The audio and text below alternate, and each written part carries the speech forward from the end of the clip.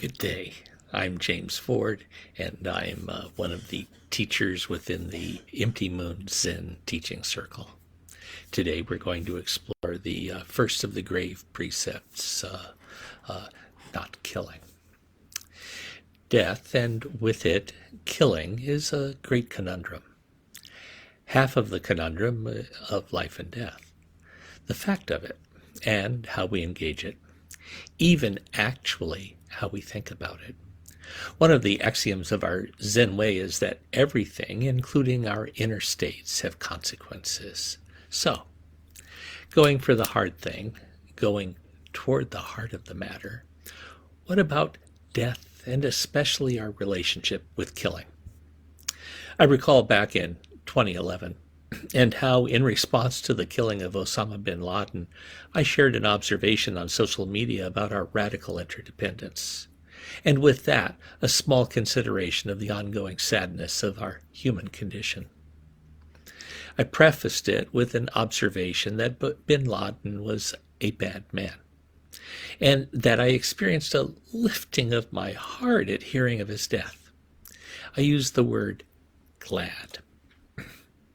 Some people objected to those two things, calling someone bad first and being glad someone was killed most. One commentator suggested my offense was so grave I should no longer teach the Buddha Dharma. I've thought about those things before that incident and since, and in other situations involving killing. And with it, my personal relationship, whether by action or by my emotional involvement, it all counts, in one sense or another. There have been no times in our human history without the organized killing of human beings happening somewhere.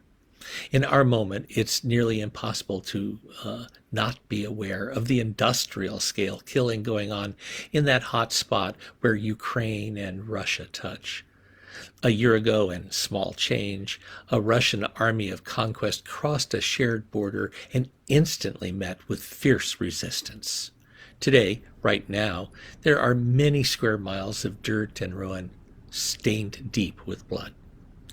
And with more blood pouring every day, another killing field. I could go on. Litanies of death are easy to compose. War, murder, executions, state-sanctioned killing. There is some endless human propensity for violence. And with that, a question: what it might mean. If meaning is to be found, there are very good arguments there is no meaning. Although I found Buddhism, the Mahayana, the Great Way, and specifically Zen, shows a way through, where we discover our actions and ideas matter in a way somewhat larger than the words meaning and meaninglessness can encompass. Here we encounter a world of mystery, which we can partially know, but mostly we can only experience. The Heart Sutra sings of this mystery, of how what is captured in the words form and empty, and what they can point to in our lived lives. Gary Shishin-Wick, a Zen teacher I admire, offered in an exchange, quote, that sometimes our perception of reality appears to be absolute. Everything is unified. And sometimes our perception is focused on the diversity or relative. Then, if we ask, what is the true nature of reality? A definitive answer eludes us. Ending the quote. Form becomes diversity or relative, and empty becomes the absolute. Lots of good words, and yes, waxing philosophical a bit, but also in them a pointing, and in that pointing an invitation. Definitive answers elude, but instead something presents. And in that elusive place, the specifics of that diversity, of that relative, invite us into a relationship with the absolute, the empty in traditional Mahayana Buddhism. And, well, of the things of the relative world that point most directly into the absolute, well, here we meet death. And it is here we find the precept of not killing. My understanding is that the Jewish and Christian commandment to not kill is a very nuanced thing.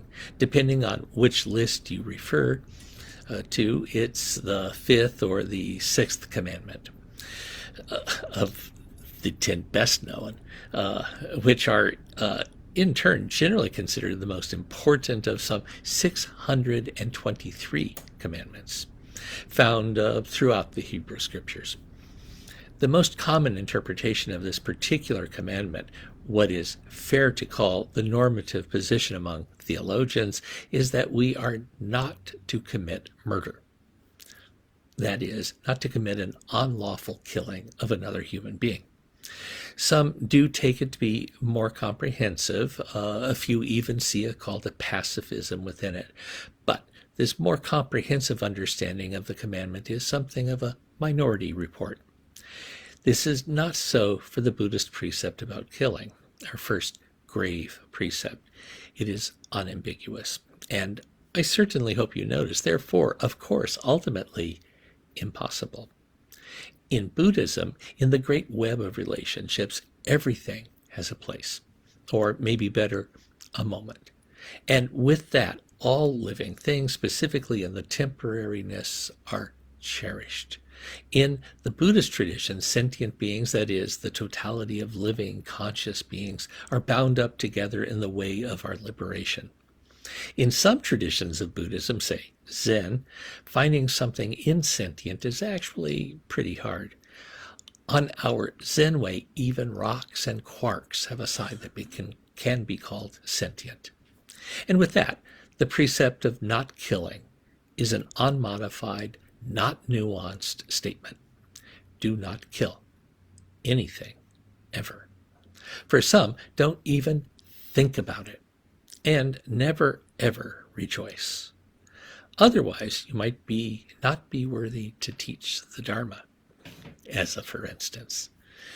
And even in pre-scientific ages, it was pretty obvious that walking and breathing involve at least the possibility of killing.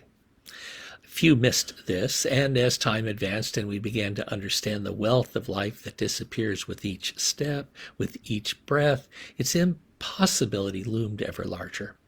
But even from the beginning, as one faces the necessities of eating, well, the problems in this precept just pile one upon another.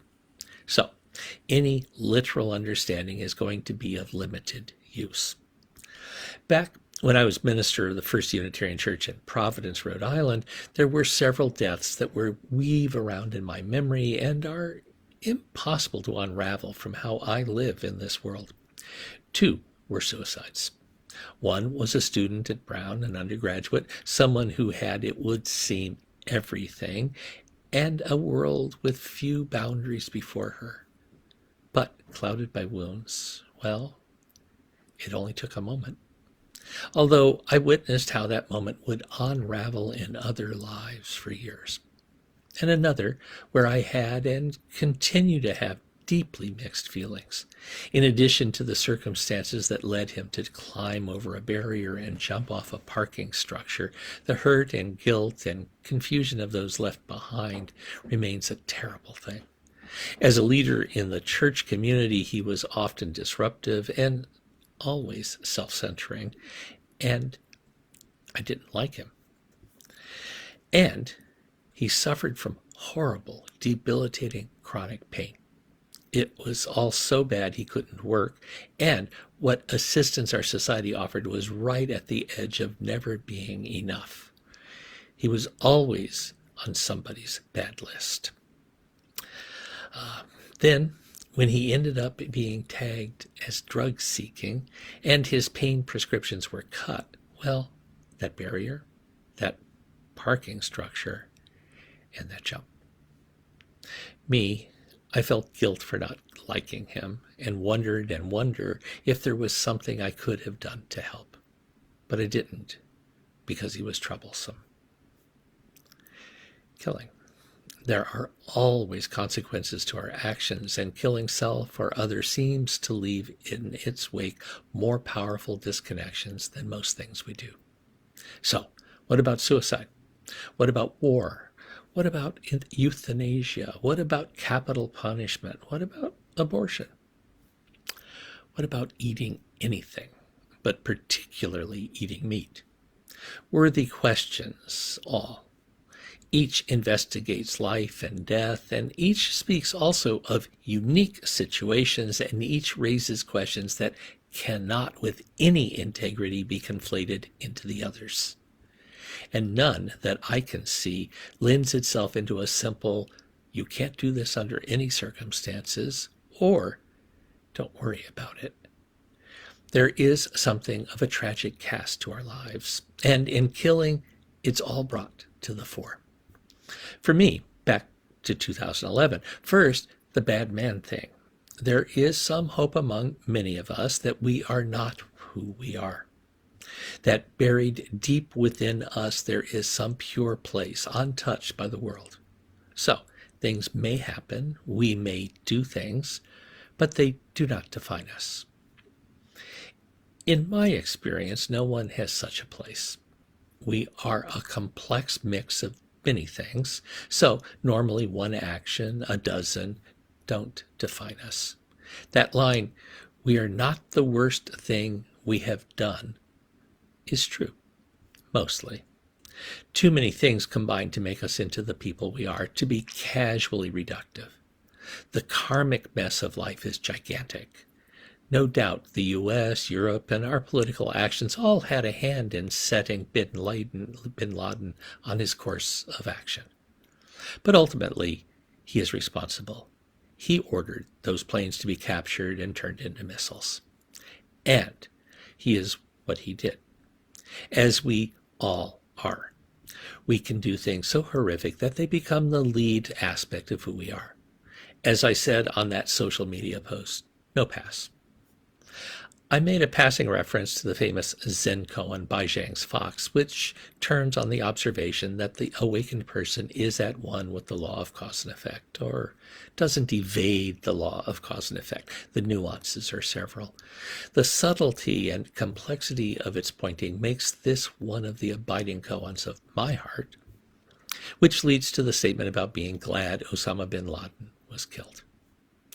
At the time, this was an admission, not an exultation. It grieves me that my first reaction was being glad another person had died. And at the time, at least one commentator suggested that he doesn't allow himself such feelings.